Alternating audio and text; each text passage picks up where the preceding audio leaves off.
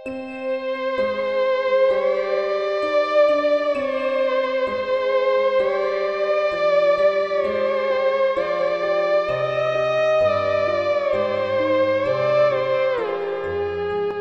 lanjut nonton video ini, jika kalian suka dengan channel Pegawai Jalanan, silahkan kalian support kami dengan cara subscribe dan klik tanda loncengnya.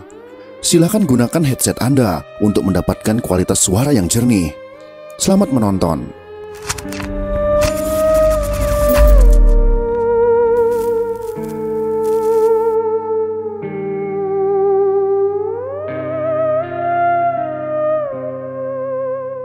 Lagu Genjer-Genjer seakan menjadi maras pemberontakan PKI pada tahun 1965. Akibatnya, pencipta lagu Genjer-Genjer ditangkap oleh CPM atau Korps Polisi Militer karena dinilai sebagai anggota PKI. Pada pemberontakan tahun 1965, PKI menargetkan para petinggi Angkatan Darat yang berseberangan dengan agenda PKI karena Angkatan Darat adalah pasukan yang menghentikan pemberontakan pada tahun 1948. Maka dari itu, Genjer-Genjer diplesetkan menjadi jenderal-jenderal. Sebelum lagu Genjer-Genjer menjadi identik dengan lagu PKI, terdapat yel-yel yang lebih dahulu diteriakkan daripada lagu Genjer-Genjer. Pada pemberontakan PKI tahun 1948, yel-yel yang paling terkenal adalah Pondok bobrok, Langgar bubar, Santri mati. Yel-yel inilah yang diteriakkan Partai Komunis Indonesia Madiun pada tahun 1948. Sebuah rima yang menggambarkan bahwa para kaum muslimin adalah target utama mereka. Saat pemberontakan PKI pada tahun 1927 gagal, musuh harus kabur ke Moskow untuk menghindari penangkapan. Di saat itulah musuh bertemu dan belajar ideologi komunis kepada Stalin yang masih menggunakan ideologi Karl Marx. Karl Marx menganggap bahwa agama adalah candu bagi masyarakat dan mengatakan menghujat agama adalah syarat utama dari semua hujatan. Karl Marx juga pernah mengatakan, bila waktu tiba, kita tidak akan menutup-nutupi terorisme kita. Kami tidak punya belas kasihan dan kami tidak meminta dari siapapun rasa belas kasihan. Bila waktunya tiba, kami tidak mencari-cari alasan untuk melaksanakan teror. Cuma ada satu cara untuk memperpendek rasa ngeri mati musuh-musuh itu, dan cara itu adalah teror revolusioner. Dari sini kita dapat melihat bahwa ideologi komunisme melakukan berbagai macam cara agar dapat menjadi kasta tertinggi dalam sebuah negara. Saat berdirinya negara komunis Uni Soviet oleh Lenin, begitu banyaknya korban berjatuhan.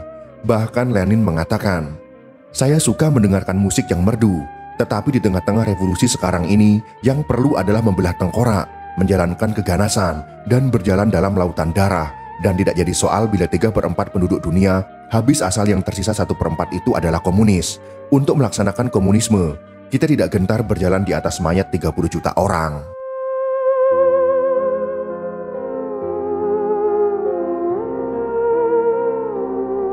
Ideologi inilah yang dipelajari oleh musuh selama berada di Uni Soviet.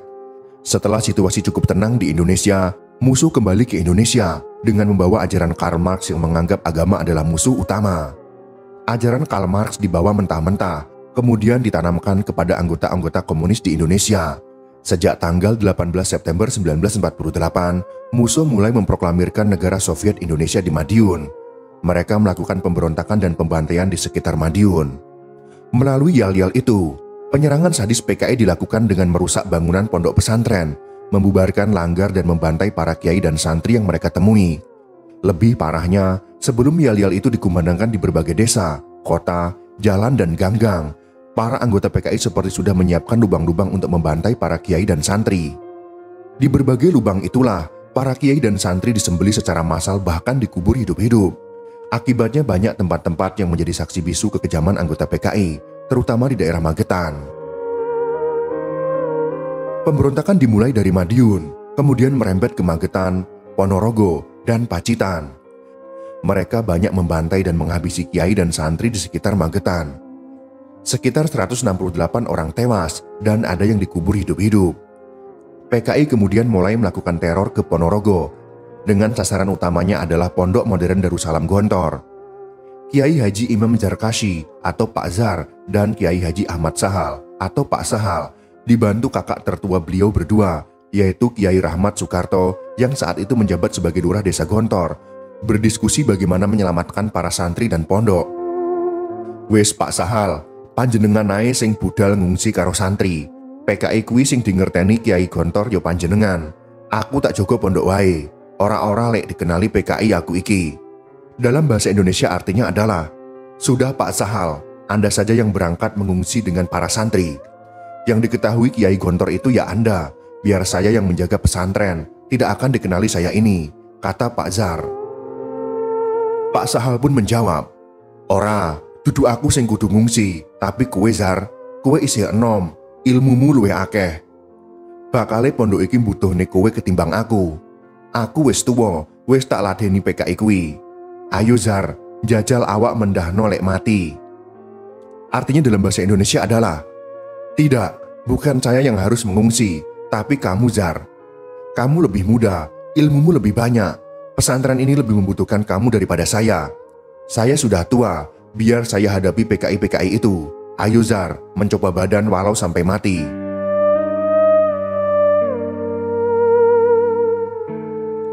Akhirnya diputuskanlah bahwa beliau berdua pergi mengungsi dengan para santri. Penjagaan pesantren diberikan kepada Kiai Haji Rahmat Soekarto. Kemudian berangkatlah rombongan Pondok Gontor ke arah timur menuju Gua Kusumo, saat ini dikenal dengan Gua Sahal di Trenggalek. Mereka menempuh jalur utara melewati Gunung Bayangkaki. Pak Sahal pun berujar, labuh bondo, labuh bahu, labuh pikir, lek perlu sak nyawane pisan. Artinya dalam bahasa Indonesia adalah korban harta, korban tenaga, korban pikiran. Jika perlu nyawa sekalian akan aku berikan. Sehari setelah santri-santri mengungsi, para PKI akhirnya sampai ke pondok. Mereka langsung bertindak ganas dengan menggeledah seluruh Pondok Gontor. Para anggota PKI mulai menyerang pondok dengan menembakkan senjata. Mereka sengaja memancing dan menunggu reaksi orang-orang di dalam pondok. Karena tidak ada reaksi, mereka berkesimpulan bahwa Pondok Gontor sudah dijadikan markas tentara. Mereka akhirnya menyerbu ke dalam pondok dari arah timur, kemudian disusul rombongan dari arah utara. Tak lama kemudian datang lagi rombongan penyerang dari arah barat. Jumlah waktu itu diperkirakan sekitar 400 orang. Dengan mengendarai kuda, pimpinan tentara PKI berhenti di depan rumah pendopo Lurah Kiai Haji Rahmat Soekarto. Mengetahui kedatangan tamu, Lurah Rahmat menyambut tamunya dengan ramah, serta menanyakan maksud dan tujuan mereka.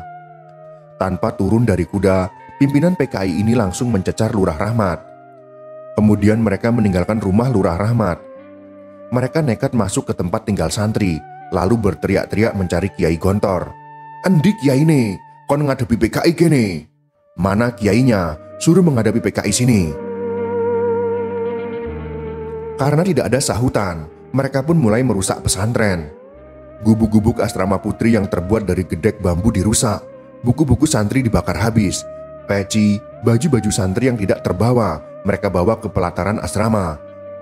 Mereka menginjak-injak dan membakar sarana peribadatan, berbagai kitab dan buku-buku, termasuk beberapa kitab suci Al-Quran yang juga mereka injak dan bakar.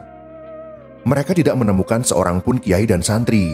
PKI pun kembali ke rumah Lurah Rahmat, lalu berusaha masuk ke rumah untuk membunuh Kiai Rahmat Soekarto. Mereka sambil teriak, endi lurahe, gelem melu PKI pora? Lek ra gelem, dibelah sisa neng kene. Mana lurahnya? Mau ikut PKI apa tidak? Kalau tidak mau masuk anggota PKI, kita sembelih sekalian di sini. Namun sebelum mereka bisa masuk ke rumah Lurah Rahmat, datanglah Laskar Hizbullah dan pasukan Siliwangi. Pasukan itu dipimpin oleh Kiai Haji Yusuf Hasim, putra bungsu Kiai Haji Hashim Asy'ari. Pasukan PKI itu akhirnya lari tunggang langgang karena serbuan itu. Para anggota PKI membiarkan pondok modern Darussalam Gontor dalam keadaan porak-poranda. Itulah yel-yel yang digaungkan oleh anggota PKI pada tahun 1948. Kejahatan dan kekejaman yang dilakukan oleh PKI bukanlah hanya isu semata. Semua itu fakta sejarah yang pernah terjadi di Indonesia. Mereka banyak melakukan kezoliman terhadap kaum muslimin, pejuang, dan tokoh-tokoh yang bertentangan dengan ideologi mereka. Sejarah penuh kebencian yang diteriakan PKI sungguh sangat menyedihkan. Bahkan pondok modern Gontor pernah menjadi target sasaran mereka. Beruntung mereka telah mengungsi terlebih dahulu, sehingga tidak menjadi korban pembantaian oleh orang-orang PKI di tempat itu. Itulah sekelumit kisah tentang yel-yel PKI sebelum genjer-genjer, yaitu Pondok Bobrok, Langgar Bubar, dan Santri Mati. Semoga kisah sejarah ini bisa bermanfaat untuk kita semua. Jika kalian suka dengan video ini, silakan berikan jempol ke atas. Dan jika kalian menganggap video ini bermanfaat, maka berikanlah untuk teman-teman Anda yang lain. Terima kasih sudah menonton.